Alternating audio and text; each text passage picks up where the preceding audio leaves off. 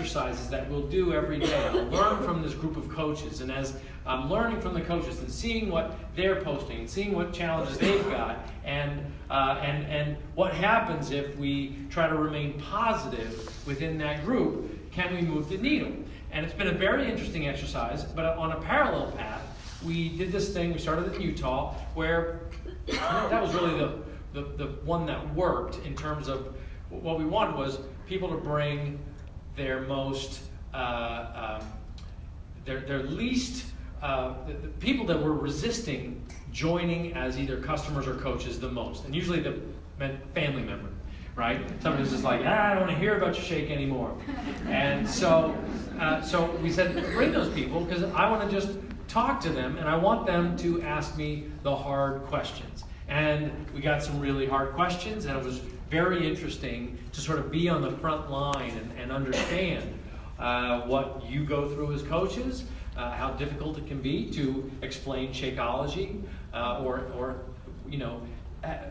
sort of see what happens when a coach expects themselves to be able to explain this thing that the CEO can't even explain. So sort of saw all these issues that you would encounter. And so each city that I've been in has been a little bit different. And it's sort of been less of that confrontational customer that wants to tell me that the shake's overpriced, and gotten into more of a sort of a work session with coaches and some customers, but more with coaches to try to understand, get some questions about what's challenging to you, what resistance, what sort of headwinds you've got, what are you hearing from your teams, and a free exchange of ideas. I'll give you my thoughts as CEO. We'll spend an hour and a half or so, hour and 15 minutes doing that, and then we'll take some pictures. But I'll start with a little background. But first, a couple of ground rules. The only ground rules are when I start to take questions, which will be maybe after 15 minutes of just sort of background. But so from a question standpoint, everything, you can ask everything and anything except for two things.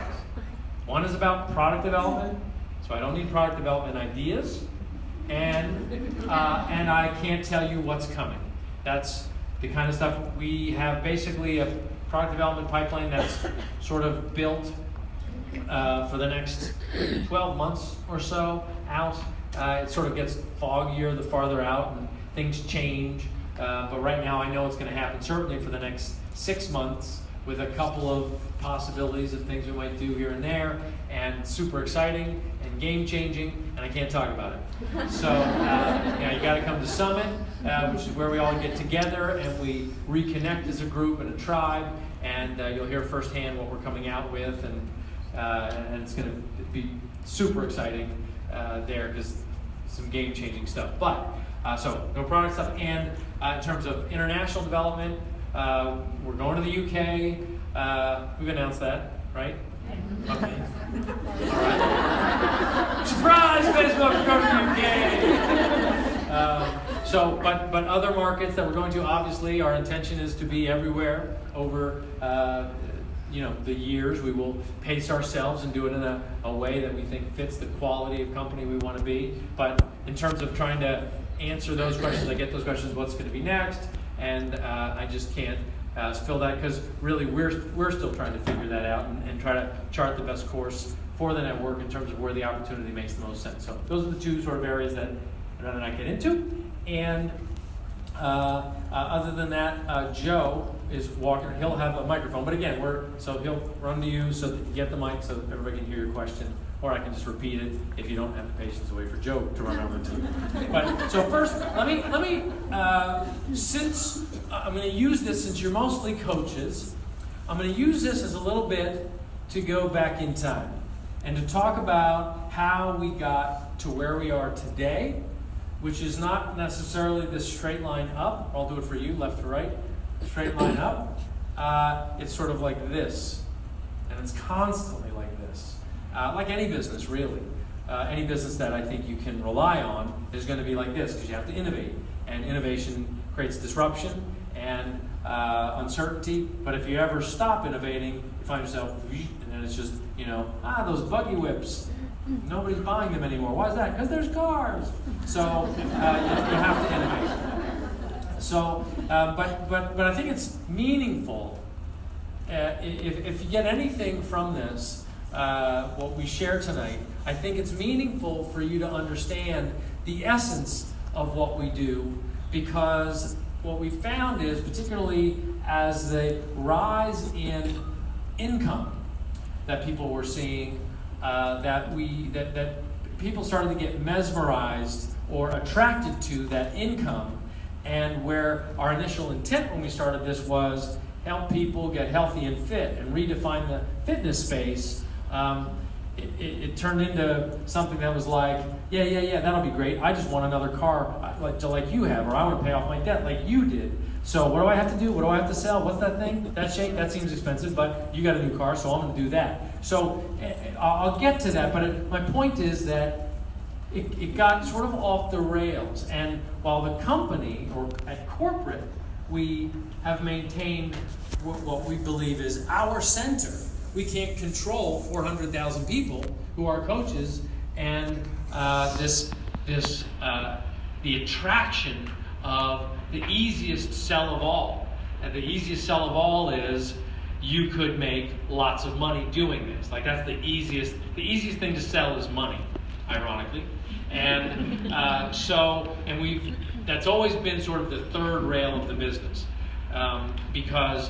And in fact, it goes back to the very start. We started the company in 1998, John and I, and we said whatever we're going to do, we don't even know it's going to be fitness, but whatever we do is going to be substantial, and we're going to use infomercials, because I was an infomercial guy, and we'll use infomercials to sell it, because it's a very powerful medium. And we'll start with fitness, because I had a background in that. I created this product called 8-Minute Abs, because I was in the shower one day and I was like, gross. And literally, and a friend of mine had told me that, like a friend of mine from college had said, I was like, man, you're looking good. And I was like, what are you doing? He's like, I'm doing abs of steel. I'm like, what are you talking about, abs of steel? Don't be, what a loser. And he's like, no, it's like 10 minutes long. I said, let me see that. I was like, no, it's not 10 minutes long. It's an hour-long videotape. He's like, no, the workout is just 10 minutes long. I'm like, well, why did they give you the rest? He goes, there's other segments. And so that sort of just stayed up there. So this one day I'm in the shower, I'm like, gross. And why don't, like, if I could just do 10 minutes of ab work a day, and that would work, like, that's cool. And I was in this little company, and I thought, 10 minute abs doesn't really have any ring to it, but 8-minute abs, that's got a really cool ring to it. So I said to my partner at the time, I was like, I got this idea, like we can shoot 8-minute abs, 8-minute arms, 8-minute buns, 8-minute legs, 8-minute stretch. And we can do it all for like 30 grand, and we'll own it, and we can sell it on TV. He's like, really? And I said, yeah. And so we did that, we sold 2 million of them. And there was so little videotape. Like, you remember VHS? There was so little videotape, you would look into the VHS and you couldn't even see any black. It was just the two white little spindles. And so we sold 2 million of them for $20 a piece. It was just like 4 of us in an office. And then we were like, oh, let's sell this at retail. So we went to the big retailers, and they were like, who would pay $20 for a videotape where they can't even see any videotape on it? Like, nobody's going to pay $20 for 8 minutes of video. And I said, yeah, they will, because they're actually paying you $20 not to give them the other 52 minutes that everybody else is doing. So anyway, that never sold at retail. We couldn't convince them, but the concept is really strong. And my partner, I said, look, there's something here. People want to, working out at home and making it sort of gratifying and interesting, convenient. There's really something here. And he was like, this Texas guy, he's like, nah, let's not do that. Let's come up with other ideas. And the one thing that he wanted to do was, he found this sort of roll of hay. We named it the Instant Flower Garden. It was like impregnated with little flower seeds. You roll it out 6 feet, you water it, and weeds come up. But some flowers come up too. So the Instant Flower Garden, we sold a lot of those, and secrets of blackjack and grandmother's kitchen wisdom and all these little ideas. And I was like, I really think that fitness one was substantial. He's like, no, I don't want to do it. So I sold my stake in that business, moved to California, and that's where I met John Congdon. And we worked together at a different company. I said, hey, I got a bunch of ideas. I'd written them on a placemat at a brunch. And some of them were fitness, and some of them were like music and housewares, like cooking stuff. And I said, if we go raise some money like I did with that company, I think we could make something happen here. So we started, the company was product partners at first. We said, whatever's gonna work first, that's what we're gonna go in. So the first thing we're gonna do is something like that 8-minute abs thing. And we did Thin Thighs Guaranteed, which was an 8-minute thigh program. And then we did Great Abs Guaranteed. The first one was Debbie Sievers, and then we had Tony Horton did Great Abs. And we shot them all in one day on the beach without any permits. We tried to hide from the cops. And, it was pretty funny. And then, in fact, we had it all set up. In fact, the cops did come, and they were like, where's your permit? And I was like, oh, let me send my assistant to the office over there in Santa Monica. So we kept shooting, and the assistant never came back. And I was like, oh, let me call, da-da-da. So eventually they were like, all right, you got a half hour left. And we knocked them out really fast. I mean, they were 8 minutes. And but those worked. And so when that worked, Beachbody was created. Like, okay, we're going to be a fitness company now. And by worked, it sold on TV. Like, people bought it efficiently enough that it was a profitable business. And that led to the creation of this concept that I'd had since college. Again, similar to the 8-minute abs story, I wasn't making any time to work out, and I didn't know really what to do. And you always go to a gym, you're like, oh, now I'm in part of this gym for the rest of my life. I'll start next month. No, I'll start next month. And then it was like, if I could just break it off and I'm just going to do 90 days. Power 90, right? So that this idea, we had such a good run with Tony that John and Tony and I, John Congdon is the president of the company, and Tony Horton and I, we would go to Tony's apartment every day for 90 days and with a little meal plan, and we would do these workouts. And there'd be, most days I didn't want to go. I'd be like, I'll do it at home. And John would be like, no, you're coming. And he would drag me out. We'd go do it. And we'd work things out with Tony and refine what he was doing and how he was cueing it. Different than sort of a personal trainer style, which was, a personal trainer will sort of work with a client to what the client's needs are. And we were like, no, you need to work with 1 million clients at once here. So you need to lay down, what is the right thing that I'm going to do? Because I can't ask you if I'm on video. So we created this thing, Power 90, and that sold like crazy. Like the first year that got going did like $30 million in sales. Like this whole thing, and people in the industry, in the infomercial industry, were like, this is ridiculous. You're showing people sweating and doing hard work. That can't sell. You need something you can just put between your knees. I'm getting so fit. Or something you can just stand. I'm watching TV. So, that was the infomercial industry, right? Every season, every year, a new thing would come out that would be like this gimmick. An ab belt, it's working. So, it's FDA approved. I don't know what the FDA has with a belt. Like, they have nothing to do with it. Food and Drug Administration. I don't get it, but it's approved by the FDA. So I think they're a little bit out of their expertise lane.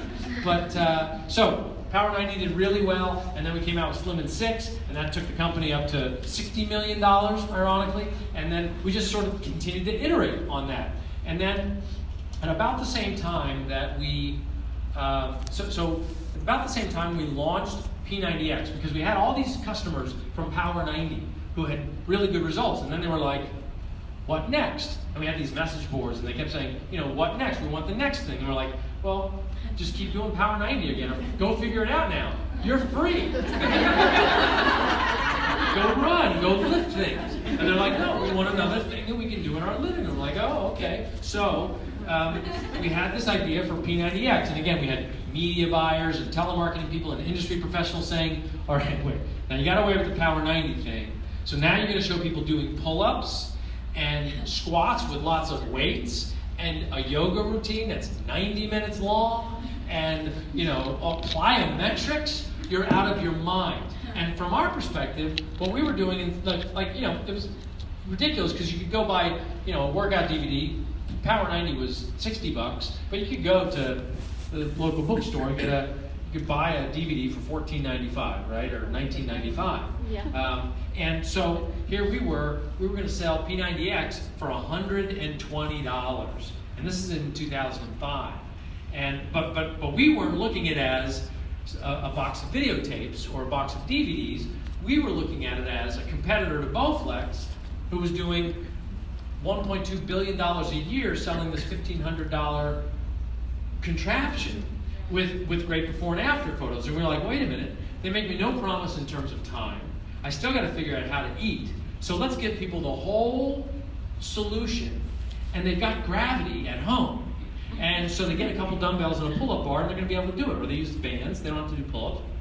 And so we're going to position ourselves against Bowflex with that. So we were like, genius, let's do it. So we came up with the name P90X, or Power 90 Extreme, and marketed that, put that on TV. Bomb. Didn't work at all. Product was rejected. But we kept trying, and that was in sort of early 2005. And at the same time when that happened, we were like, uh-oh, we might be wrong about this. Now the good news is the Power 90 people that were asking for it on the message boards were all over P90X. So we were selling literally hundreds of thousands of dollars of that a week. Not millions of dollars, which is where we wanted to be, but hundreds of thousands, and that's cash flow, and that's good. So that's going. Meanwhile, we're testing the show, and John and I are, we got really good results with P90X. We're in the show. We got really good results with Power 90. We're in that show. So we were at lunch one day, and we were like, where's this business going? So here we are on TV. I don't know how high up is, but eventually this is going to sort of top out, and we don't even know how many people who are buying Power 90 are actually doing it. Like we would meet people and say, hey, you bought Power 90? That's awesome. How are your results? Well, I did the first week.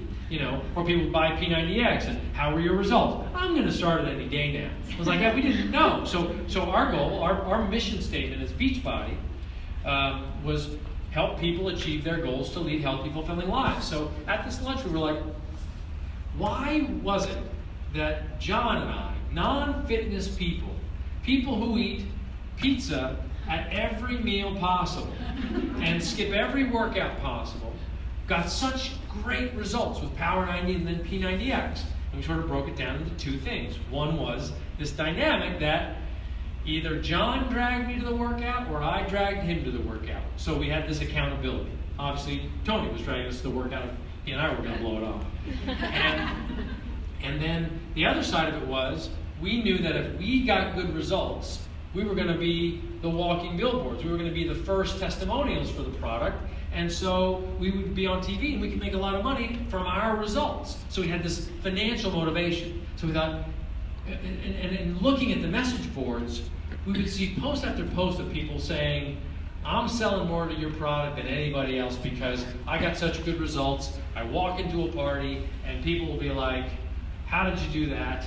I got to do it too, right? So, you get those results and you walk in and people are like, I got to do that too. Oh, I get to eat just burgers and cheese. You have the Atkins diet, right? I'm going to do that too. And so they just sort of follow wherever they see results. So we thought, if that's the dynamic happening, and these people who are doing the hard thing of 90 days of work, or if it's Slim and Six, they're doing 6 weeks of work. I mean, you know how hard it is. You might even be in the middle of it.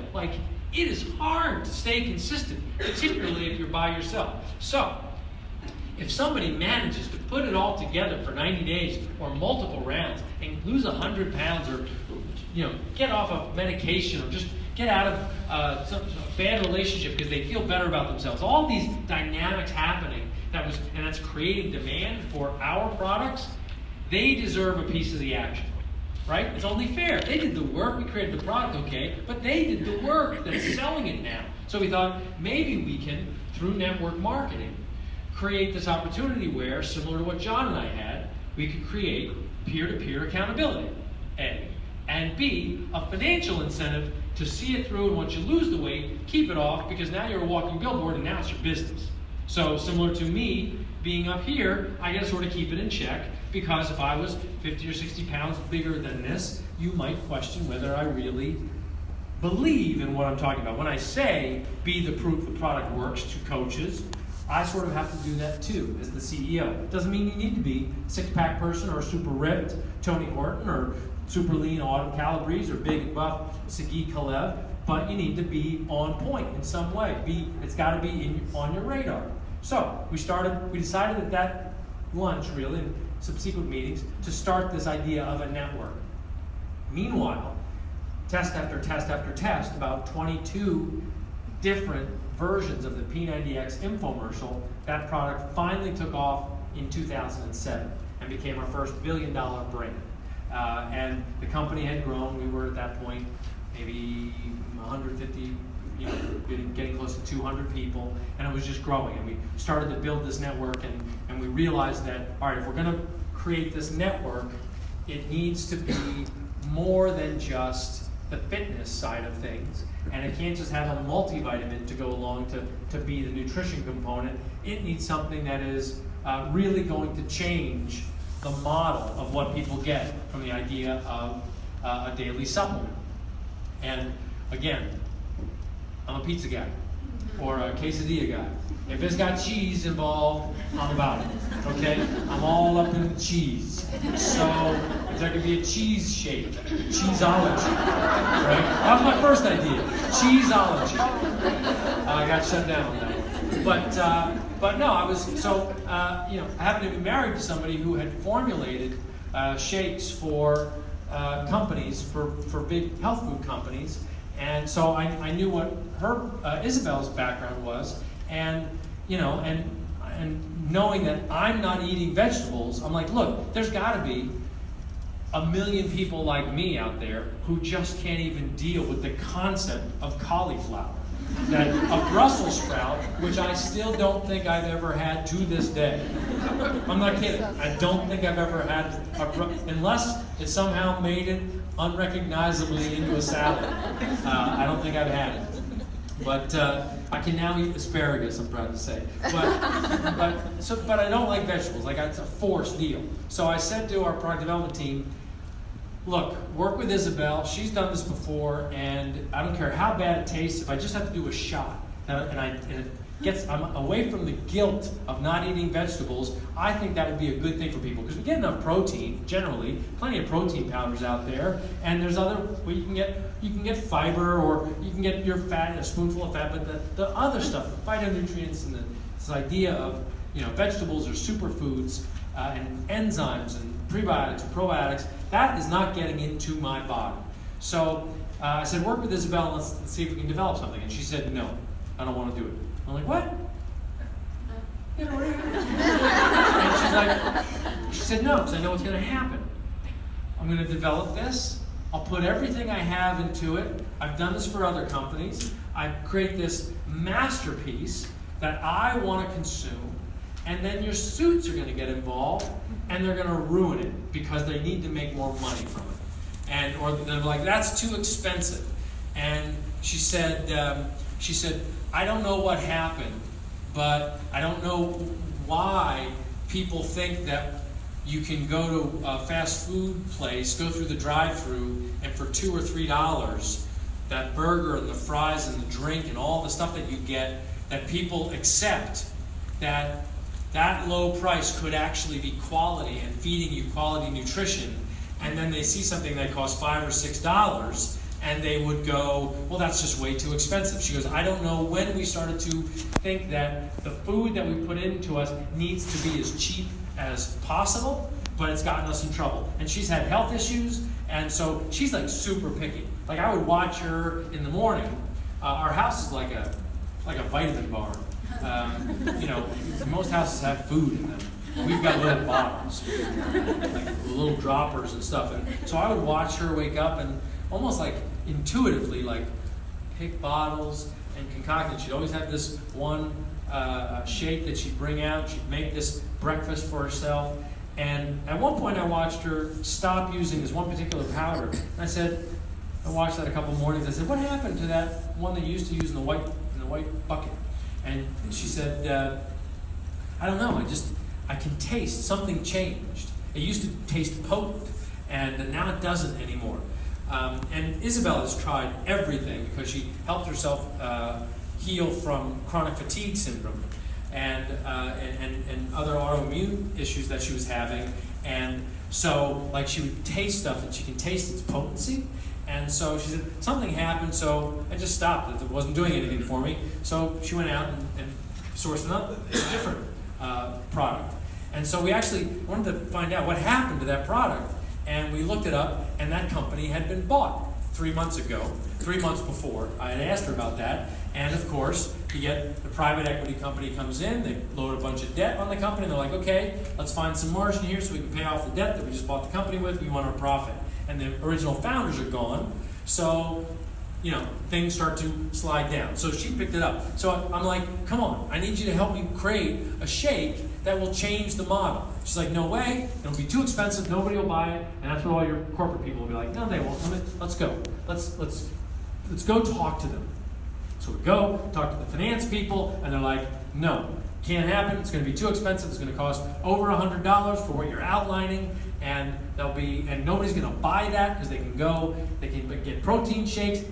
It's one bag of powder versus another bag of powder, and both chocolate powders look identical, and they maybe smell identical. In fact, this one might smell even funnier because it's got herbs in it, and it'll just never sell. And I said, well, look, I know it's gonna have at least one customer or two, and that's gonna be me and her. And I promised her that I wouldn't mess with it once she formulated it, as long as we did it responsibly and didn't take risks with the formulation, that it had to be stuff that was what they call generally regarded as safe, that has been tested enough, that it's not poison, right? That's a good thing. So we got started on it, and I can remember the first time we tasted it, it was awful. But they said, hey, there's some things that we can do that will make it taste better naturally, that'll give it, that actually add to the antioxidant level of it, and add to the fiber of it. So we got it concocted, and then when we first announced Shakeology, I believe it was at a leadership event one fall, and it was like a revolt of the coaches. Like they were like, I don't know if you remember, Lee, were you there when we? Yeah, so like there was like at least half of the coaches were like, no way, $130 for a shake? No way. And that's when we introduced the challenge pack concept. And we said, well, this is what we're doing. And the thing just took off. And I had said to Darren, when we hired Darren to help Isabel with the formulation, because he was this ingredient hunter, going around, knew where all these superfoods were, and knew where you could get the right farmers with the right potency, adaptogens grown at altitude that go in and help your body heal itself, biologically available nutrition. I remember sitting poolside with him, and I said, we might end up selling somewhere between 10 to 25,000 bags of this a month. Like, wouldn't that be unbelievable? Like, wow, that'd be huge. And I was like, okay. So here we are now. We sell around 400,000 bags of Shakeology a month, right? At $130 between the U.S. and Canada. Something worked about that. And we started to get testimonials from people and them saying that, oh my God, this is doing something so substantial for me, and I can't get into, I'm not even allowed to say the legal claims. But what the reality is we are helping the body heal itself. We're helping the body fuel itself in the way that it finally recognizes. Because what most companies do is they look for something that maybe Dr. Oz talked about, or some famous nutrition person that wants to make a profit. What they do is they'll find something like, I don't know, let's use like resveratrol. That's a thing, right? So they'll be like, ooh, resveratrol, it's in wine or is it in apples? I don't know where it comes from. I think it might come from wine. Okay, so grapes maybe. Grapes. Wine? Grape skins. Grape skin, okay. So let's just take that out and say you don't have to get wine, you can get it from a pill. And what they do is they isolate it.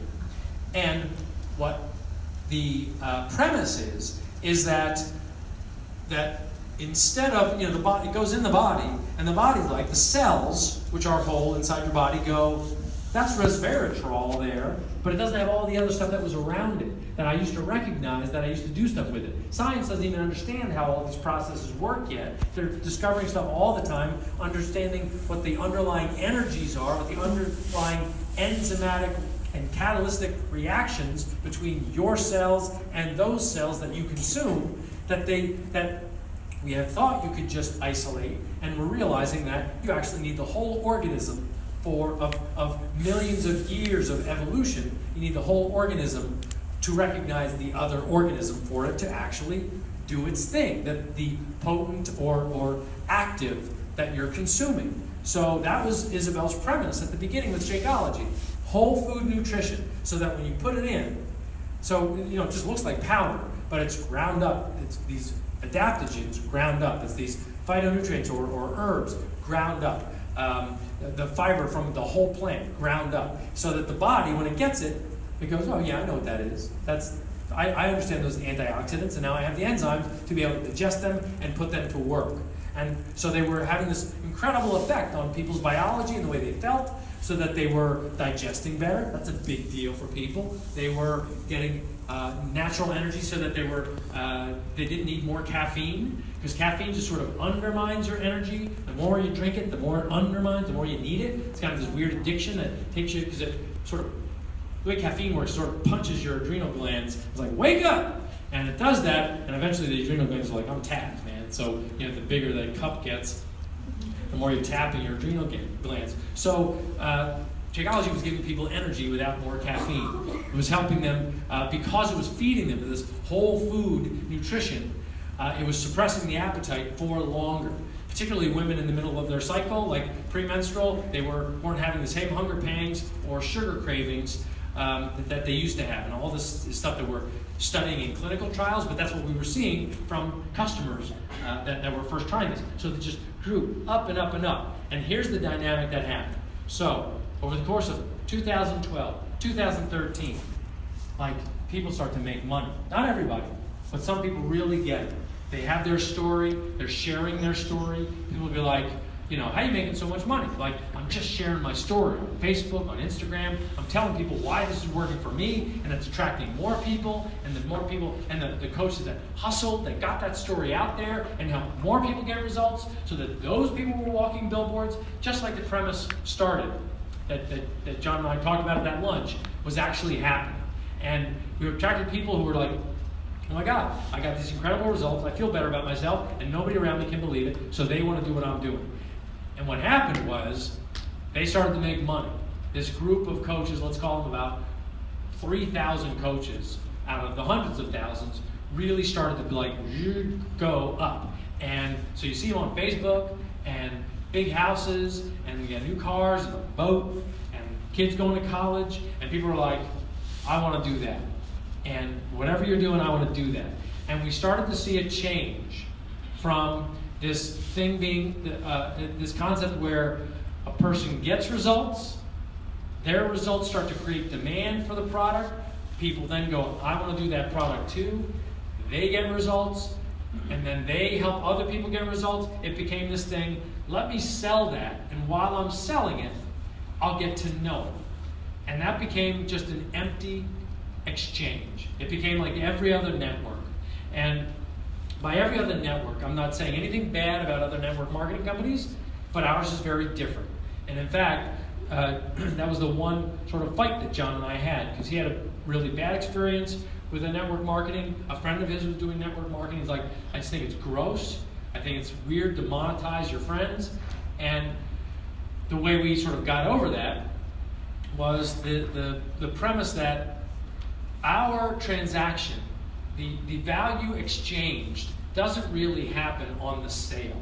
The value exchange happens as a person gets results. If a coach wants to make money, they've got to help people get results so that they stick around, so that they believe in Shakeology and continue to buy it, so that they become a product, proof the product works, a product of the product, and attract more people. That's how the business grows. But if it's just about, let's use candles for an example from a network marketing perspective, because there are, I think there's a network marketing company that's a candle company. Or use soap. Let's use soap. There's an old one that's soap. So if I sell you soap, I'm like, hey, look at this unbelievable soap, and I sell it to you. You're like, oh, cool. And I'm like, by the way, everybody that comes over to your house is going to try this soap, and their hands are going to get so clean. They're going to be like, how can I get some of that soap? And you're like, well, I happen to sell it. And you're like, oh, awesome, I got a box right in the garage. I can sell you some of this. And by the way, you can buy 2 of them, and then you can sell one of the boxes, and you can make money on the soap too. And you're like, awesome. But what doesn't happen is The people don't go, well, who's going to help me use the soap?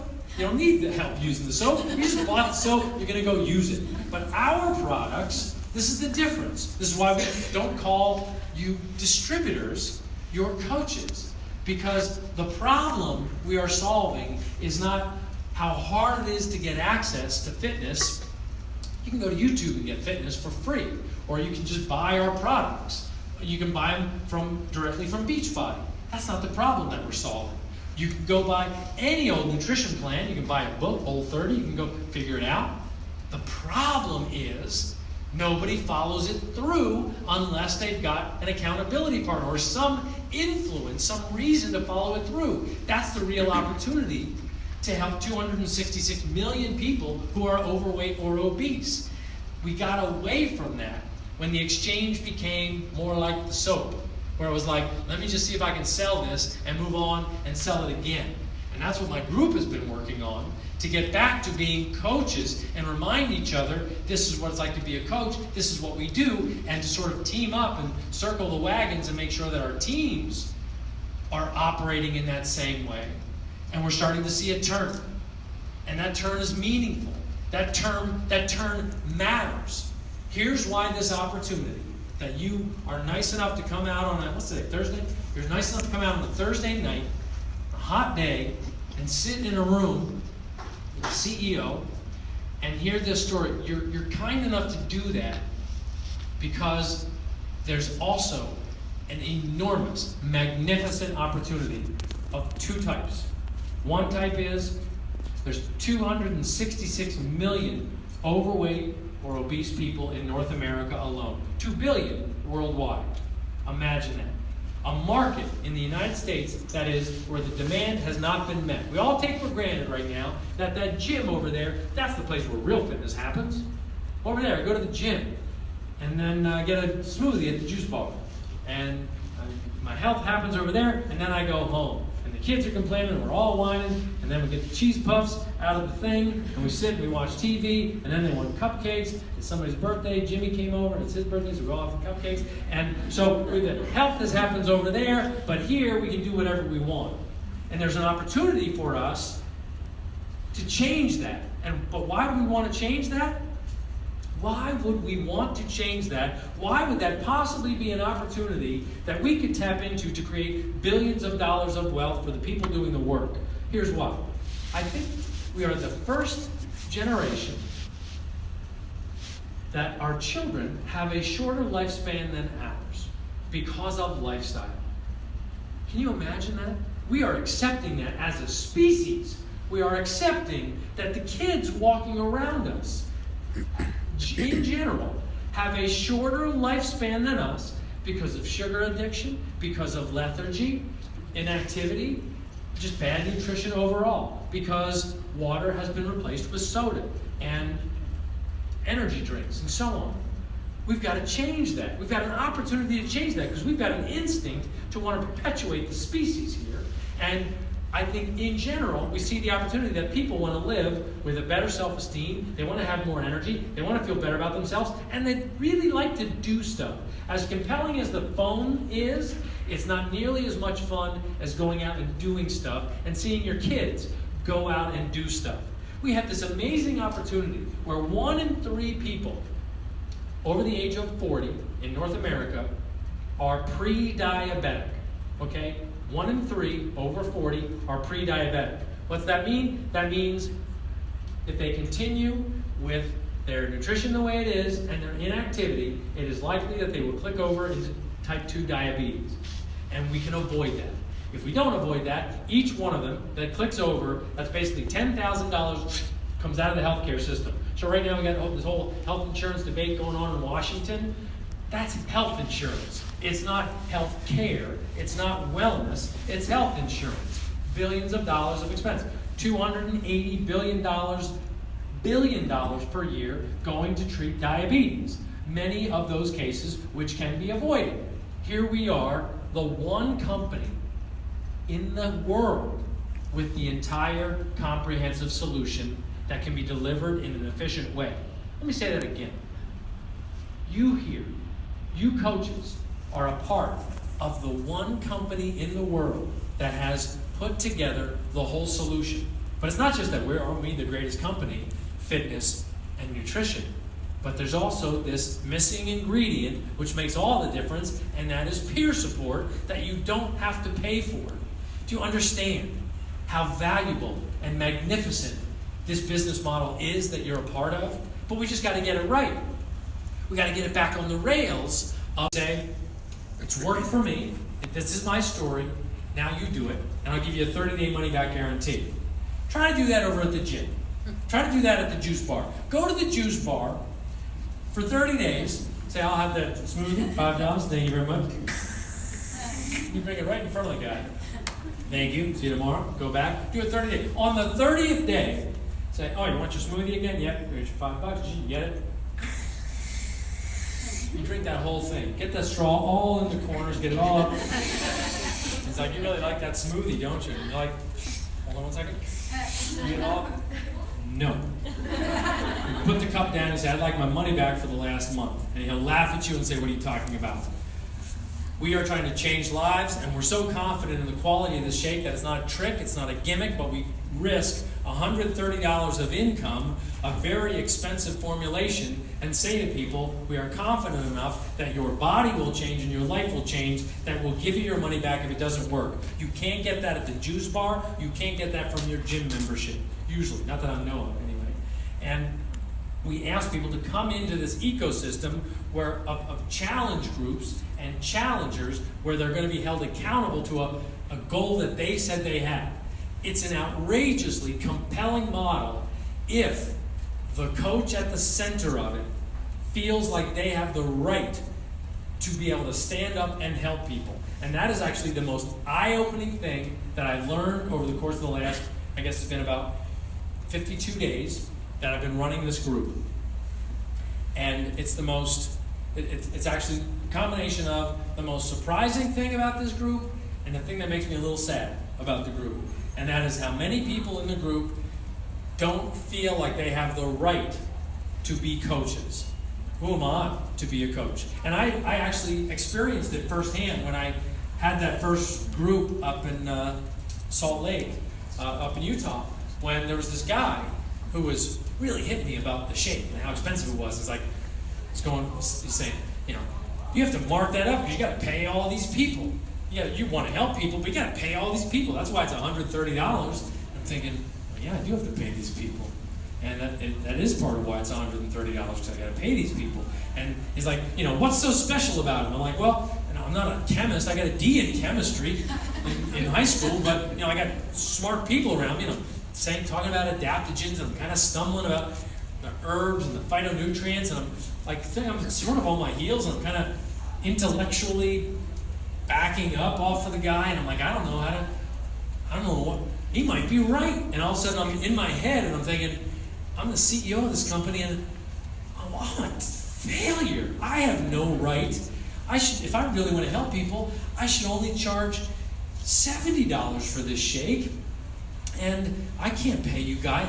He's right, I'm trying to help people. Let me get him the shake for $70. And then it was like some flash went off. Like it just snapped me out of it. And I was like, oh, wait a minute.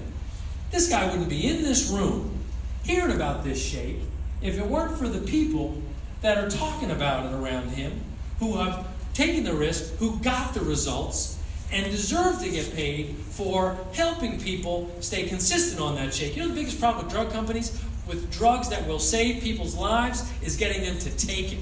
Right? Now, we're not a drug company. We're not saying that Shakeology is a drug, but my point is that getting people to follow through with consumption of the very thing that will save them is not easy.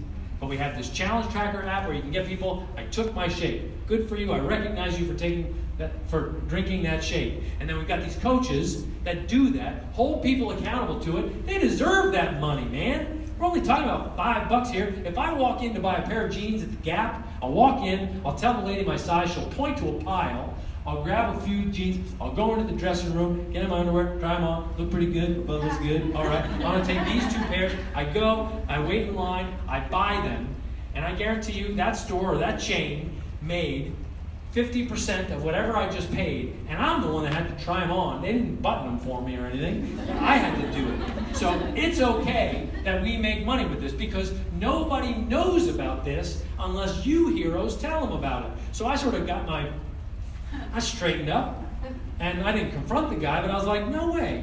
It's okay. And it's the same thing for our coaches. Our coaches are entitled to offer to help people achieve their goals. And in fact, it came out of our group. One time a person said that she finishes conversations, when she's in the middle of a conversation and somebody starts to get defensive, like, no, don't try to convince me. She'll say, I'm not trying to convince you, I'm trying to help you. You said you have a goal. I'm trying to help you. And the example that I use, and I'm sorry if I'm repeating myself for anybody who's come to events recently, but the example that I use about having the right and the need for you as coaches to do what you're doing is, let's use a situation that is as deadly as the trend of diabetes or lifestyle disease or obesity. You see, you're walking down the sidewalk, and you say, oh, that's a pretty house over there. And you see there's a lady on the porch waving, there she is on her, oh, you see smoke and flames coming off the top of that house. You're like, that house is on fire. And that lady's on the porch, and that house is on fire, and she could really get hurt from that. But I'm not a firefighter. I'm really not allowed to, I have no expertise. I can't go to, she's going to think I'm rude if I say, lady, get off your porch, your house is burning. But we don't react that way. You go up and say, lady, your house is burning. I have a way to help you get off the porch.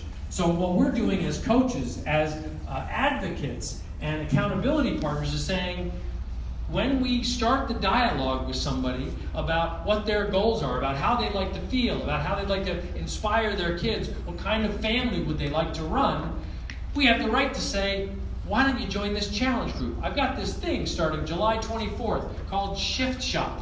I'm going to see if I can get 20 people to do it with me. It's a 3-week program where we gradually ramp up over the course of 25 minutes, 35 minutes to 45 minutes. 3 weeks, you can lose 15 pounds, no problem, 20 pounds some people have lost, and you can get incredible shape, and you follow this very simple nutrition plan, and you drink this shake. And they go, well, yeah, I don't know. And you go, great, well, you have the goal to lose 15 pounds, right? You want to lose 15 pounds before the end of summer. Why don't you do this with me? If that is your goal, and if I can't help you, if at any point during those 3 weeks you're not happy with the results, we'll get you your money back. Do you want to lose the 15 pounds? Yes, I do.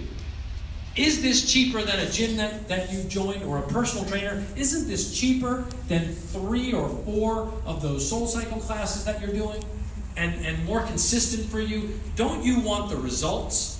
Yes, I do. Well, then let's do it, and if you don't get the result, let's get your money back. Do you see how magnificent that model is? Like, it's perfect, but it's hard because coaches are not expected to be fitness experts or nutrition experts, and because of that, our coaches feel a little bit like, or they get intimidated by some of the super coaches that we've got here that are so good, like, well, I'm not as good as her, or I'm not as good as him, I haven't lost as much weight, I'm still working on my six-pack, or my people say, how dare you? How dare you be a coach? You're still 30 pounds overweight. Okay, let me tell you, how dare you be a coach?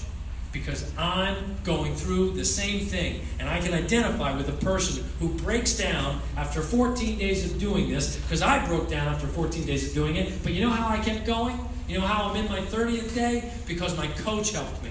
So I'm on my path. I'm going to help people get on their path. I don't have to be a hard body to help people get on their path. What I do is connect them with the right program, make sure they're drinking the right shake that's going to help them, and get them to eat food out of little containers. They're colorful and fantastic. That's what we do. We help people, and we get joy out of helping people. And the more people that we help, the more people we attract. And that's the way the cycle works. The more people we help, the more people we attract, more money we make. More people we help, more people we attract, more money we make.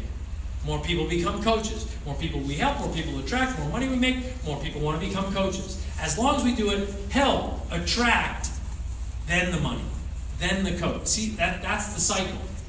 If it's done in that way, it's legit. We are legit coaches. As long as you start it from the perspective of, how do I help?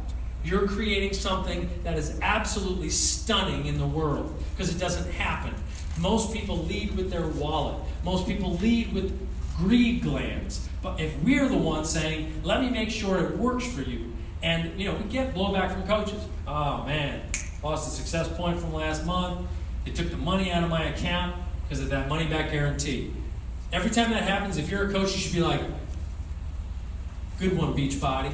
That didn't work for that person. I don't want that person on my list. I don't want that person on Facebook saying this didn't work and they kept my money. No, you want them to have their money back because for some reason the timing wasn't right. We know the product works if you work it. If the timing's wrong for somebody, get the money back. Good job, Beachbody. Good job, Team Beachbody. Get the people their money back if it doesn't work.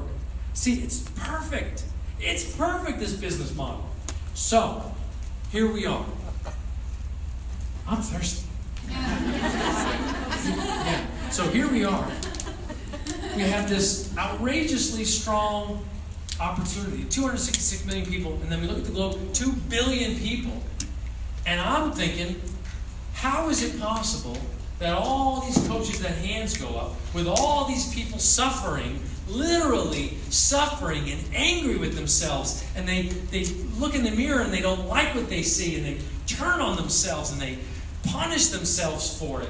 Like literally, like subconsciously, bad me. I just had a donut.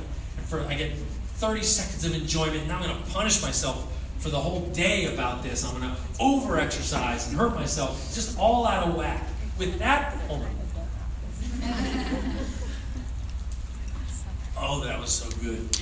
Okay, so with all that suffering out there, from lifestyle that we were taught, from TV, parents not knowing any better, or it just tastes good, it's just fun, and that gratification. We have so much stress in our lives now that we need some gratification. But it leads to this suffering. With all that, why is it that you as coaches can't sell a challenge pack a day? Because I would think, with all that, personally, I'd be like, oh my God, I'm just going to stand on the street and I'm just going to talk to people. It's going to be like, you get a challenge pack and you get a challenge. They're like Oprah. You get a challenge pack and you get a challenge pack and you. Like, I would just think everybody would want to think, money back guarantee, money back guarantee, money back guarantee.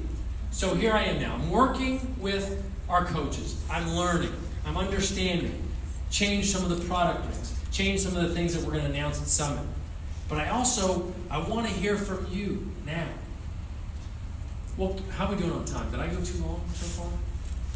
Oh, we're good. We're at our money. So we got, let's call it a half hour. What questions can I answer? What are you struggling with?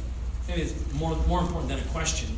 Tell me what you're struggling with, and let's unpack it and see if we can help you make this thing work, because, gosh, we've got such an incredible opportunity to make a difference. Like, I don't know any other business. I look at it. It's funny, I hear these rumors.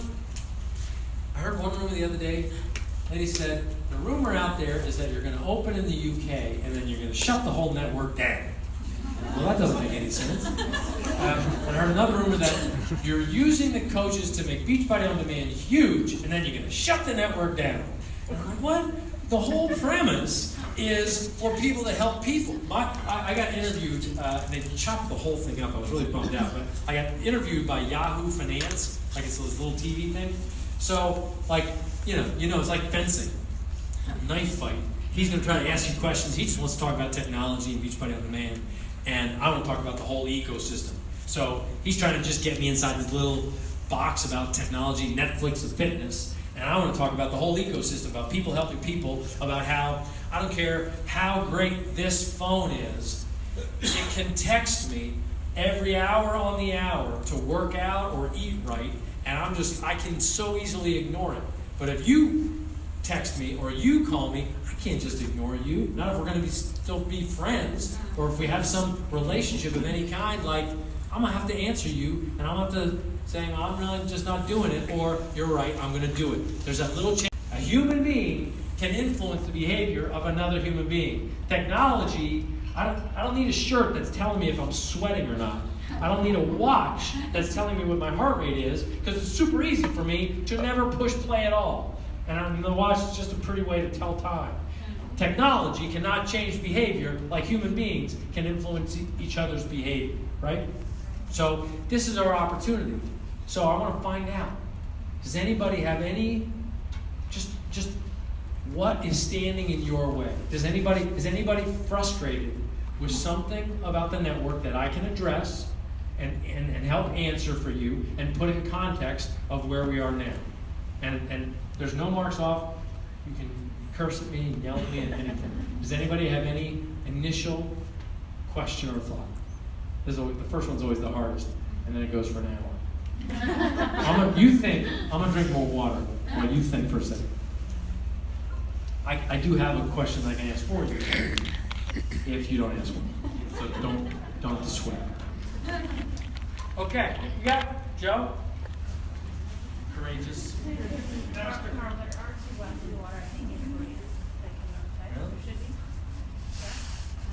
No, this is it.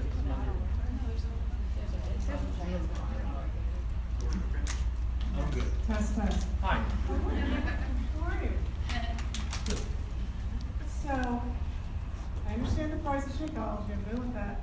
There are a lot of companies that if you buy something more than $50, we offer free shipping. Has that been talked about? Yeah.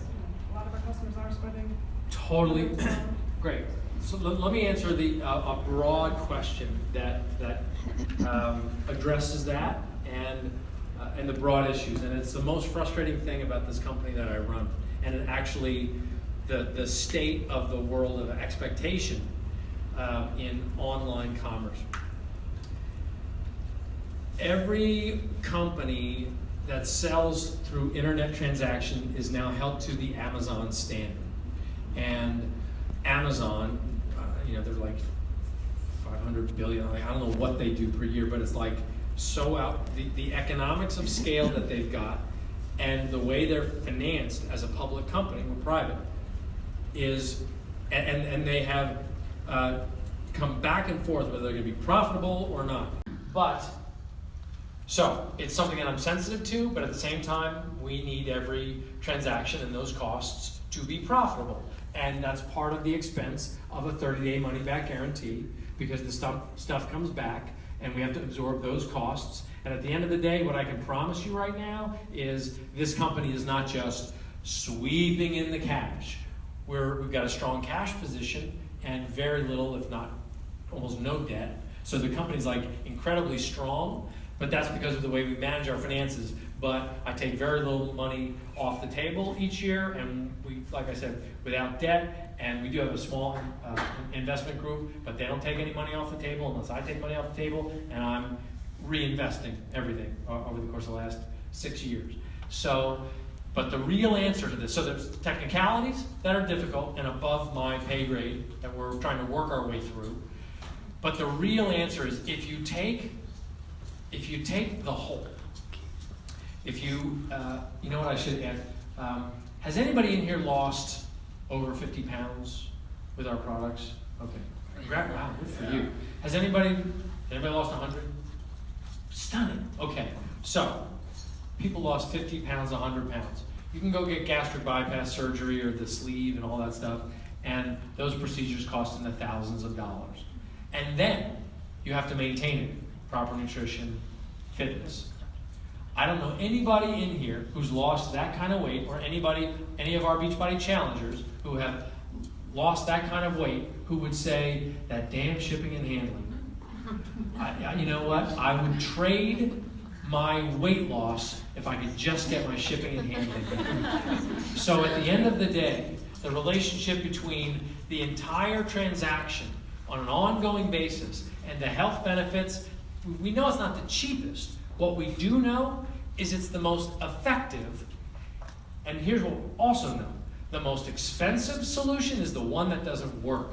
And we know that this works. So the people who get the results, who appreciate the results, are the ones that we never hear about the shipping and handling. Because they're like, this damn thing works. And finally somebody stood up for how hard it's going to be to work and didn't sugarcoat it for me because I can handle the truth, but you didn't sugarcoat it, you didn't sell me a miracle pill, and you said you're going to have to work for it and you have to eat out of little color-coded containers the rest of your life. No, just kidding. You're going to learn how to eat right and manage your portions. So at the end of the day, in the aggregate, we know it's of great value, and you get this coach who's helping you. But at face value, against the marketplace, it's difficult. It's a difficult comparison, and that does create resistance, which is difficult to overcome, which is something that we, like everything that you're going to ask, these are little things that we got to solve, little problems we got to solve to try to be world class. But I will say, let's say that somebody like Amazon decided to, hey, look at those guys, they $1 billion company. We want that $1 billion. So we've got Amazon Prime, let's start selling fitness videos. And we sell a bunch of shakes. Our shakes are cheaper, so let's do that. What's going to happen?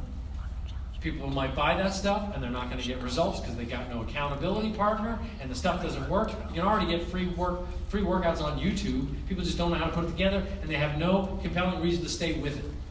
We create this community, this peer accountability group that doesn't cost you anything more and constantly reinvigorating with this incredible programming like UV2 or Sean Week or Shift Shop or other stuff that I can't say right now. And it stays interesting. So it's kind of one of those things that it's imperfect, but we have to live with the imperfection because the damn thing works. So not the best answer, but that's the true answer. Okay. Yes? I love that. So, in terms, to piggyback on that, there's other MLMs that if you're a loyal customer, you get a 10% discount. You've been in it for 3 years, you get a 50% discount. So that's my first part about Shakeology. I talked about it, thought about that. And then, in your promo videos, it'll say, it has broccoli and spinach, but on the back of the bag, some of those things are not listed. So, is every bag of Shakeology have all of those vegetables in it? I don't think we ever say, I think the video that you're referring to is like an old one. It might be. That was where we would compare the potency, when we broke down, what we did was we did a comparison study in terms of the vitamins, minerals, and various of the components in there and compare them to like a plate of broccoli or a bowl of cauliflower or something that you could just never consume that much, but you get it in a scoop of this stuff. So the comparison was based on nutrition, not saying the fruits and vegetables are in there per se, okay? However, let's go to the bag and the evolution of this shake, because it's a very interesting story and a very interesting situation. Remember I said when I first talked to Darren about the formulation, someday we might sell up to 25,000 of these a month. And so he's like, great. So he goes out and he finds superfoods, and we find these incredible things made by these little farmers in Peru and in the mountains, and we're buying their crops. And these crops, crops aren't like, these aren't things that you stamp out. You have to grow them, and they have like one season. And we found that we started to have way too much demand than they could ever grow. And what would happen was, these guys, these farmers, wanted to sell us more of their stuff. So we found that we had to test every batch that came in because we didn't want them to be either cutting the formula because they would send it to us ground up. And we would find out that it wasn't as potent. This is where Isabel and Darren are so good. So we're testing each batch to make sure it's got the potency. Or they were using herbicides or pesticides in order to get more yield out of the crop. We didn't want that either. Now, while we can't get the organic stamp, because there's so many different farms that we have to deal with, it would just be financially impossible for us to have them all live up to the standard. We can test everything to the standard, but you can't get the stamp, the organic stamp, if you do it that way. But we test to the standard. But the problem is, so what we've had to do, so for instance, we just did a change to the bag, or to the formula, where we used to have agave in there for sweetening. And we started to test the agave, and it was toxic. Like there was some toxicity, not deadly toxic, but toxic enough that Isabel was like, I don't want this in my shake. I'm not going to drink this shake if that's what you have in it. So we looked for agave, literally. We looked at every supplier we could for agave, and we couldn't find anybody that didn't have the toxicity, that had the toxicity level that we would accept. Because there's some toxicity naturally in nature, right? Couldn't find it. So we had to replace it. So take out agave, which everybody hears about, like, hey, make tequila with agave. It's gotta be good. And so then we go with natural cane sugar. And people freak out. Cane sugar? Who are you people? Cane sugar is the enemy. No, sugar is not the enemy. Cane sugar is a plant that actually has antioxidant and fiber properties that are really good. The sugar that's bad is the processed sugar that they add chemicals to so that they can give you less sugar in the packet, and your tongue, because it's a sort of almost like a gasoline component called a flow agent that when the sugar hits your tongue, it actually makes it more acute, so you taste more for less sugar, which is better. Smaller packets, better for the manufacturer. But if you go with cane sugar, you need the whole plant, and the plant is actually good for you. And so the point here is that Shakeology, as it grows, evolves, and we find more efficient ways to achieve the benefits of this alchemy of these multiple herbs and phytonutrients, prebiotics, probiotics, biomes. I don't know what these words are, but something gut health, like the things that occur, and we do the tests on them. So frankly, the formula is better now than when it first launched, and it was outrageously good when it launched. So it's in constant evolution, and still, even though it's better now than it was, you still will see differences. If you get a bag on Monday and you get the same flavor, the same formulation on Friday, another shipment, you can open up both bags. Oops. You can open up both bags, and they might be a little bit different color, or they might smell a little bit different. And we get calls, customer service, what's the deal? I think this one's spoiled or it's different, or you changed the formula on me. No, what we did is we don't process it. We don't add preservatives to it. It's like a fresh food in there. That's one of the reasons that it's also more expensive, because we don't add preservatives. We don't put a little drop of kerosene in there so that we can save it on the shelf for an additional 6 months, which would help us with the margins, and so that we can preserve inventory turns and financial risk. So we don't put the gasoline in there to preserve it. And have you ever had you go to like an orange grove or something? What do you grow here in Arizona? Does anything grow here? Oranges, right? Oranges, grapefruits? Yeah. Grapefruits, grapefruit leaf. Grapefruits. Okay, well, I love grapefruits. But, so you can go to a grapefruit on this side of the farm, and then 20 feet over to this side, and the grapefruits will look different, have different consistencies, both still grapefruits, and they can even have different flavors, okay? Just based on how the water was, how the sun hit those, but they're still grapefruits. We've got the same thing. It's actually, the fact that the bag has some inconsistencies is actually good, because that means that it is real. And all I can tell you is, I watch Isabel drink this stuff every day, and maybe every other day or so, feed it to our 9-year-old, and this mama will not give anything. That kid is like under lock and key what goes in his mouth. And so, that's how all right, it's safe to drink Shakeology today because she gave it to the kid. So anyway, that's a little more answer than you asked for, but maybe anticipating what the questions were. Yeah. First, I have some. Yeah, what? That you're a cutie.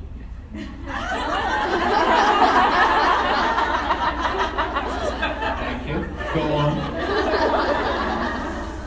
Her question Is that a short joke, by the way?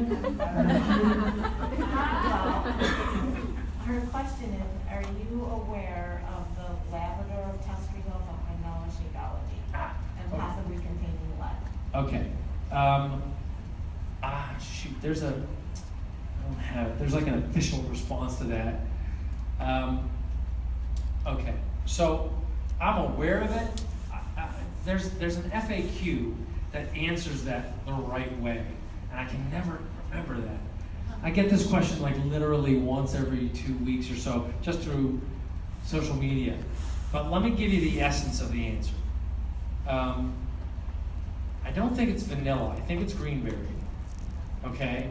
It was an old batch that was before we reformulated it, but even still, the standard that was used was against Prop 65 in California, which was originally you know, they had these props in California, right? So this proposition was a standard for lead content in water, and instead of just, you know how government works, instead of imposing it against just water, they impose it against everything. So there's like a Prop 65 warning or a lead warning on bags of spinach. That's like naturally occurring. Just a bag of spinach has a, you know, expectant mothers need to be aware that there's lead in this plant.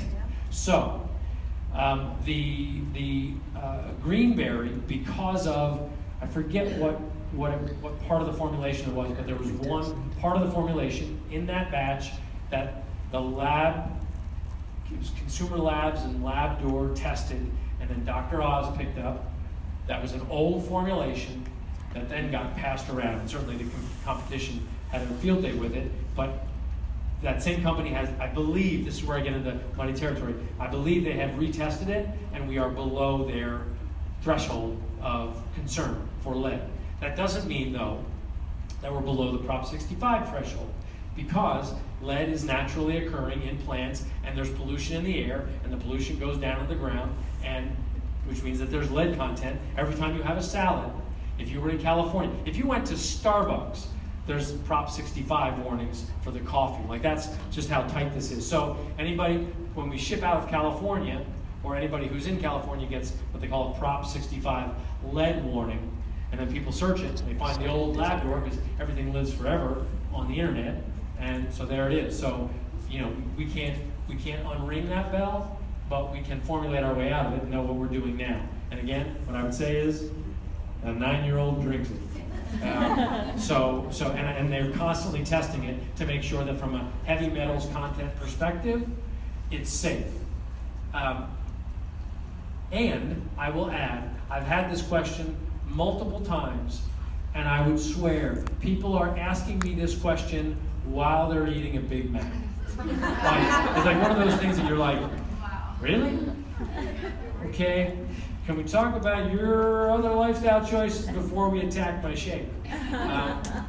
But I know how vigilant they are about the quality control and the QC department, and we've got, like, you know, one of the best and most vigilant groups in terms of living up to the quality of this product, because it's the CEO's wife on one hand, and because we've made this assertion to our coaches and customers of what it will do. And at the end of the day, so many people rave about what happens to their physiology and their biology and their energy and their regularity from this product that we know its potency is meaningful and it changes lives. So, but I do appreciate the concern. So that's the answer, but there's actually an FAQ that probably says it way better than I do.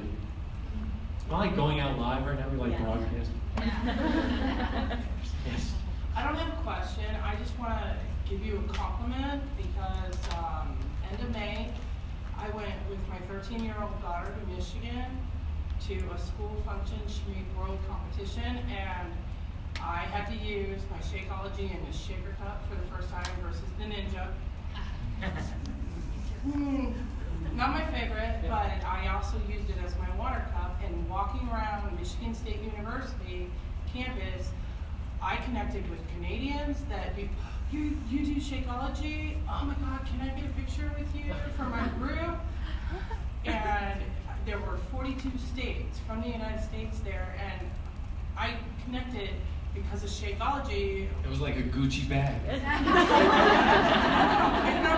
oh my God, I worked with my daughter on Shakeology and Beachbody, and we were doing lunges and stuff, and walking steps because we couldn't get our workouts in because of schedules with. Now look at that dynamic for a second. Yeah. Like, okay, so we talk about be the proof the product works. We say, show that you're drinking the shake on social media or that you're doing the workouts. Now, and I'm not saying this for the people that you're inspiring. I'm saying this for you. Like, it's so easy, and I'm speaking for myself here, it's just so easy to blow off nutrition and workouts. I'll do it. You know what? I'll get it back. I can power 90 my way back next January, right? So you can put it off. But here you are. You know, you like this shape, and now it's a part of your life. It's a part of your conversation. And that was, I can remember the very first summit that we had. There was only like 300 people there. I was walking through the lobby of the hotel. Everybody had gotten done a morning workout with Tony Horton, and then they had gone to like the buffet, the breakfast buffet at the hotel. As I'm walking through the lobby, people were complaining about the buffet and the bacon, and it was so fatty, and donuts and stuff. And wasn't the workout great? Yeah, it was pretty good, but he made it kind of intense. And I'm walking through there, and I smile. I'm like, this should be a part of every conversation in every office around the world, where what I'm eating and what my workout was is actually a part of the dialogue, instead of what is currently the norm is, tomorrow's Friday. So let's say you're at the office, right, and your gang in the accounting department is like, hey, it's Friday, we're all going to Applebee's. Is Applebee's where they wear the suspenders with the pins?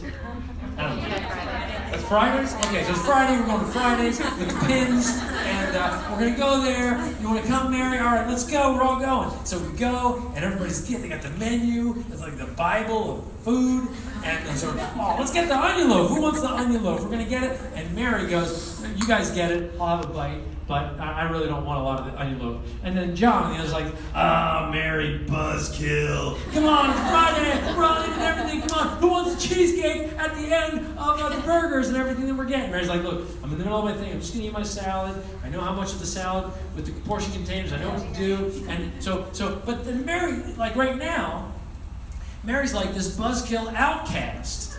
When instead, thanks to a coach, you'd be like, good for you, Mary. Thanks for reminding me. I'm gonna actually eat this burger without the bread on the top. I'm gonna eat half the burger. I'm gonna take the other half of the burger home. I'm gonna have this little handful of fries. That's plenty. I don't need the entire boat of fries that they brought over. I might have a bite of the onion loaf. In fact, today is my treat day, and I'm gonna have a bite of the cheesecake at the end too, but I'm gonna keep it in mind. My point is, just by virtue of you living this lifestyle a little bit, and then people knowing about it, you've just got a little bit of influence that if you did this in secret, if you didn't have this organized, it'd be so easy for you to not have any accountability to your own health and fitness. And therefore, your kids would have the ability to live invisibly as well, with no accountability to their health and fitness. Like, I think that's an amazing dynamic for you, or for me, or for all of us, because it's the dialogue. Just the fact that you're in here and we're talking about this just could be so boring for people and so easily dismissive, but I just get so excited about it because it's such a big problem, and here we are, the solution, just waiting for it to go out to the next layer of people, and then the next layer of people. The opportunity is huge. All right, I'm supposed to be letting you ask questions. Did you finish your thought? Yeah, no, it was a compliment. Oh, thanks. Pleasure. All right. Anybody want anything? I have a question. Yes? Any talks about doing grass-fed whey in the regular version? Grass-fed whey is absolutely something that we talk about, but very difficult to validate that it is actually grass-fed whey. We've done test after test, and then we'd be like, that's not grass-fed whey. And then we run numbers on where we can find it that it is actually what they say it is. Because remember, these are companies, man. They want to make their money. So they find out that, we can charge 15% more for our whey protein if we say grass-fed. And then you find out that some of it's grass-fed, and then some of it's from that other farm down the street that's not grass-fed when you test it.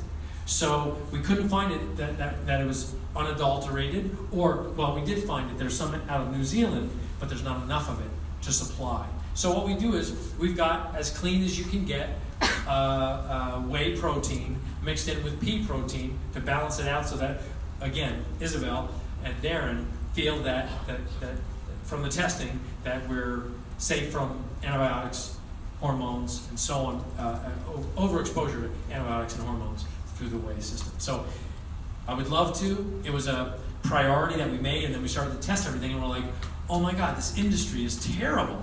Like, I don't want to be like bear or a bad news guy, but like health food stores are not filled with health food. Like just it's a great way to make money, and it's a very easy industry to be shifty in. And the more I know now, it's kind of a bummer, because I used to be like, look at me, I'm eating so healthy. No, I'm really not eating that healthy as I thought. And it's just stunning how difficult it is. Like, we really have to be on top of it. And because of that, there's like, I go to like a Whole Foods or something, and I look at what it is, and I'll watch Isabel just shake her head. She'll like look at the bag, back of the bag, and she'll be like, I can't believe this. She'll look at a toothpaste. I can't believe people put this in their mouth. She'll look at an antiperspirant. I can't believe people put this on their body. She'll like talk to friends who are like these natural yogis, all into it and stuff, and then she'll be like, oh, that perfume. What is that perfume? And they'll say, oh, that is my, I don't know, what's a perfume? What's the name? Chanel. And she'll be like, oh my God, do you know what you're putting on what you're absorbing in your skin? It's like, literally, people will come over to hug Isabel and she'll run away. It's totally true. She's like, don't hug me. Super. That's why we don't have friends.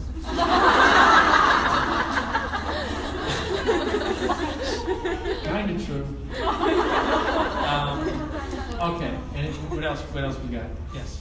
Now, I've heard Shakeology is gluten-free, and then I've heard it's not. Is it gluten-free, and the vegan and the regular? That's a question I should really know. Or is the vegan one gluten-free? Or is I don't know. Do you know? There's a really good answer. What is the answer? It's sprouted. not certified as gluten-free Okay. because it's processed in a plant or in a manufacturing method that may expose it to gluten, but the gluten levels are generally so low that Same thing with nuts and soy. Okay. That it's processed. So here's the thing. Because people have such an incredible nut allergies or soy sensitivities or gluten, that because these ingredients are sourced from all these places, you don't know if this farmer used a shovel that was just in some gluten pile, and then he went over here into the non-gluten pile and shoveled as well. Like, we don't know. And then he put it into a wagon that had soy in it before, and he carts it over. Now, in terms of the parts per million, that's the answer. Like it's tested to be okay, but I think it says in the back of the bag, was manufactured in facilities that may contain nuts and blah, blah, blah, because of the damn shovel and nobody cleans the shovel. So that's why. And people who are really, like, have a nut allergy, like, you don't want to sell the bag with an EpiPen. So it's got to be, now includes an EpiPen. Probably wasn't big marketing. Okay, what else we got? I think I saw it over here. Hi, I'm relatively a new coach, 2 months in, and I just want a little bit more information about the value of the $17 coach fee, because I feel like I don't have a lot of challengers right now, so I'm putting more into it than investing in it than actually getting profit. You mean the back office fee, I think. Yes, the back office fee. Got it. Just tell me a little bit more about the value of that. Yeah, okay. So, first off, they're just like any business. You pay rent, you pay franchise fee if you're part of a McDonald's or a Starbucks. I don't know if it's Starbucks, but whatever, it's part of a franchise. So there's a fee to keep this whole machine, to keep the business operating, to keep the business open.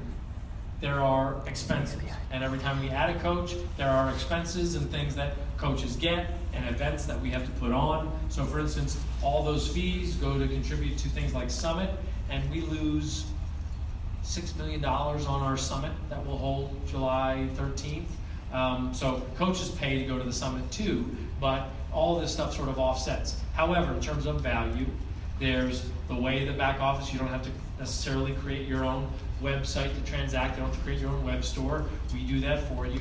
We provide personal development tools and ongoing marketing to market your products. You don't have to pay for any of that. And in terms of there's also in the model, some people come in just to be discount coaches, and they actually cost the system money, and there's got to be an offset for that, for the 25% discount that to operate that whole machine. So again, it's kind of like, it's a little bit of the same answer as the shipping and handling to some degree, that the ecosystem as a whole you need to look at is rather than sort of, let me use maybe a disgusting metaphor. You can't take a lovely bird that is, oh my God, this bird is so beautiful in flight, but I wish I didn't have to pay for the left wing. You can't take the left wing off and still expect it to fly. You need the whole bird. So okay. So the whole, it's an ecosystem. The whole thing is. Does that work? It doesn't work. Kind of weird. I use it for a different. I usually use it for a different example, but that's sort of. At the end of the day, the test that I would say is it worth it to you with the 25% discount that you're getting on all the product that you're buying, and the prospect of the possibility of earning unlimited income based on your work and your success and your creativity and your resourcefulness? Is it worth $17 a month? And when you look at it against other things that are far more capital intensive, like going to law school or going to medical school or getting a McDonald's franchise for $1 million and then paying for all that equipment. I remember I talked to, is it Moira in South Carolina?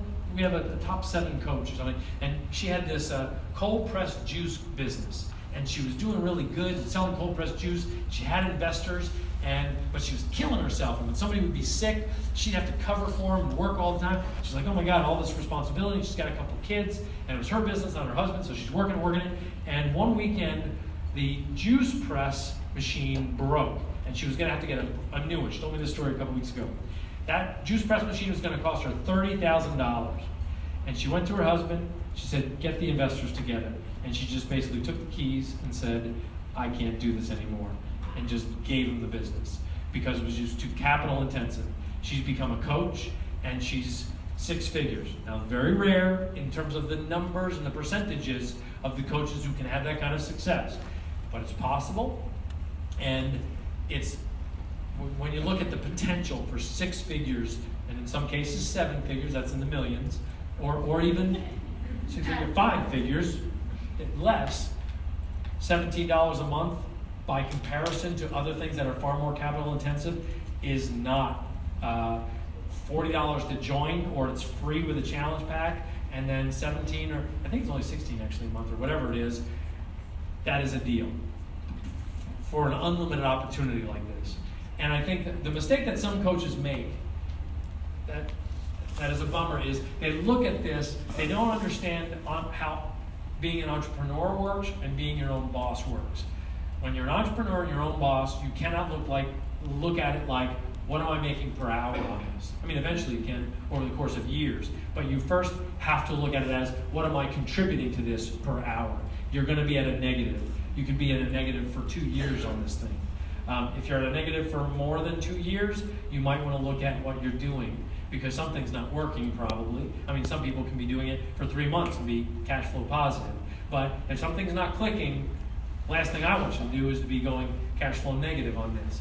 But, you look at, you're not guaranteed an income. You go to college, you can leave college with $250,000 in debt now. And you got no job, and you got no income. You got to go find a job, and now you got to work your way out of debt. And the college didn't promise you a job, but you got $250,000 in debt.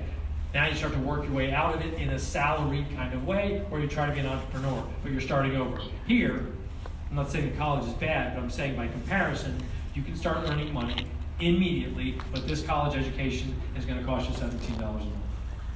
Anyway, some of those answers might be worthwhile. Okay. What do we got? Anything more? Or is it? Oh, great question. Oh, Ms. Chico, go ahead. Yes, Ms. Chico. This is. I want to know what you would say to coaches who are feeling fear seeing other coaches. Should I start over? So what would you say to coaches who are feeling fear, seeing other coaches leaving the network suddenly and saying negative things? Yeah. without saying anything necessarily specifically about other network marketing companies, what would you just say to other coaches?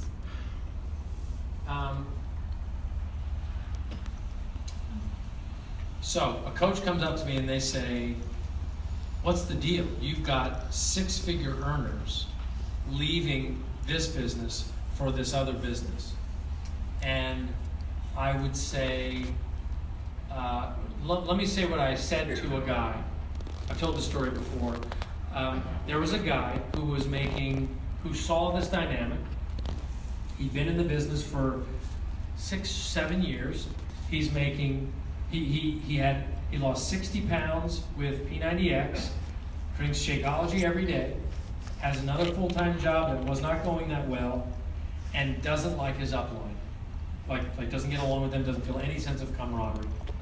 And so he, one of his best friends from high school or something, approached him from one of these other companies where the comp plan is tilted toward fast earnings early. And what people don't understand when they look at these companies that have fast earnings early is there's only so many cents in a dollar. So every dollar, how it gets split up is where the money's going to go. So if it's going all to the early people to get them hooked on the crack, you got to understand that there's less left over for the people who are now building their way up, because a lot of the dollars went to the new people to try to get them hooked on this. So anyway, talking to this guy, and he was going to leave, go with his friend, and let's say it was a beauty product, so I got this phone call that this guy was going to leave, and it kept me up at night. I was like, God, it makes no sense to me that he would do this. What is he doing? Because he's going to have to work hard, and like all these things. So I got him on the phone and I said, let's call him Ray. And I said, Ray, I understand you're leaving, but can we compare these two opportunities so that we really understand what you're doing? Because on one hand, you've got this product that you believe in, that you've lost 60 pounds with. On the other hand, you have this thing you have never used before. You've told me that you're not so sure it's the real deal, and you've even told me that you don't think it's really good for people. You've told me how proud your son is and your wife is that you're doing this thing that helps people and that you're inspiring people with your results. And this other thing, you haven't even tried it yet. You don't believe in it yet. But it's got this friend of yours who you feel great. You went out for drinks and it was awesome and you'd love to work with him. But this one you don't feel it. But you're already making $500 with this and you've got a team. What are you saying to your team about their leadership over here where you've already got traction, you're already making $500, and you're going to leave for this other new thing? How are they going to feel? You're just as bad as your upline. So which do you want to be? Do you want to start over with this thing you don't believe in, this thing you don't understand? And believe me, there's no vacuum for success. I have never seen a job that doesn't take work if you want to make 6 figures or 7 figures. It just doesn't exist. At least it doesn't exist for longer than a year or so until somebody comes in and cracks down on that stuff. Because I've never seen it. I mean, maybe you get a Mark Zuckerberg and he invents a Facebook and boom, there goes that thing. Okay, worked for him. But it just doesn't happen in network marketing. These businesses have to make money. They have to be cash flow appropriate. And I just say, so one of the things I would say is, look at the founders, look at the reputation of the founders, and how many companies have they buried in the last 10 years. That's one thing that usually gets people. They go, oh, I never thought of that. And then they find out that these people create, what they call them is, in the network marketing industry, they call them company of the quarter. I think that's what Jeff told me. Yeah, they call them company of the quarter. Next company is going to flare up, front-end loaded comp plan. A bunch of people come in, raid other companies that are more substantial and more mature and have a steadier, appropriately balanced comp plan. So the people who are so hungry for the profit, for the least amount of work, get attracted to that. They spend their money on bigger packages, so it's front-end loaded, so the people right above them that brought them in make this instant money, but then there you go. Now it's just a recruiting game, and that's why this industry has such a bad friggin' Reputation is because of that. So, what would I say to a coach after I went on and on like that? And they were like, what is the answer, Carl? I would say you got to look at why are you in this? And if you either want to do something substantial and understand that whether it's, look, let's use this crazy broad continuum of potential. You want to make really easy money? You could be a crack dealer or you could be a prostitute. But I promise you that among crack dealers and prostitutes, you still got to work hard against the other crack dealers and prostitutes. And I'm not saying anything bad, I'm just using the continuum. I'm truly not trying to say anything bad about other networks. My point is, every industry has competition. There's no free ride. And the second you expect it to be a free ride, you're just done. So you look at it and you go, you know what they say, find the thing you love and you'll never work a day in your life. Right? That's something like that. So if they're in it for the right reason. So people say, this sounds like such a CEO, this guy drives around in a limo thing to say. But I really believe it because what I care about here is even if it's just me and Isabel and a few executives left, if we're the only ones left believing in it, as long as it's the thing I stand for, I'm really okay because I'll just rebuild it and I'm going to have the right people around me because I don't want the wrong people. It's like the analogy that I use in the group is imagine you're trying to create the greatest hospital in town, if not in the country. You want the greatest hospital, and you need to have 100 surgeons and doctors in that hospital who they're not worried about the volume of patients because it's a little bit pricier of a hospital. But when you go in there, you know you're getting the best care. Not everybody got an A in med school. I want the people that got an A in med school in my hospital, helping people really get results. But then I find out that there's a little faction of 10 doctors who want to run people through the office as fast as possible so that they can collect as many insurance claims or whatever, however doctors make money. They want to do it as fast as possible. I want them out of my hospital because I want the reputation of being the hospital that helps people get results. The people who are in there who are to just run people through challenge packs are going to hurt my brand and hurt the business, and their customers are going to be the ones posting on social media why I stopped Shakeology. I never got any help from my coach, which is going to soil it for everybody because we want to be the coaches that really help people. So part of what I would say is if that's where that person's heart was, making 6 figures, if that's how committed they were to the mission, that now they're going to go sell soap, please. And we will help you. All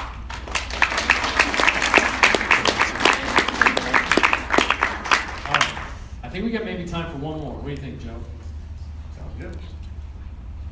Oh, geez. That's all we got time for. We really don't have time for that. What was the last question? Anybody? Let's take pictures. Pictures? Does anybody want pictures? Do you care?